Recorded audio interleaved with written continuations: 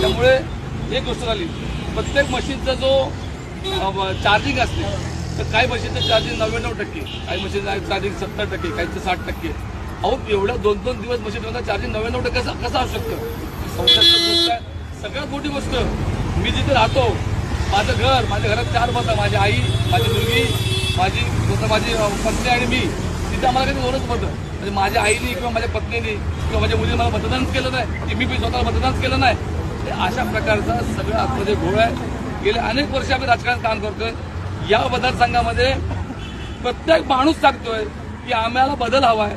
आम्ही जो विद्यमान आमदारांना कंटाळलोय, ते आम्हाला नको आहे, आम्हाला बदल करायचा आहे.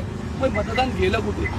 प्रत्येक यादीमध्ये 2-2, 3-3, 9-9, 10 मतं फक्त, आणि आमचे कार्यकर्ते त्यांची घातली मतं नाही मिळाली. असा घोळ आहे.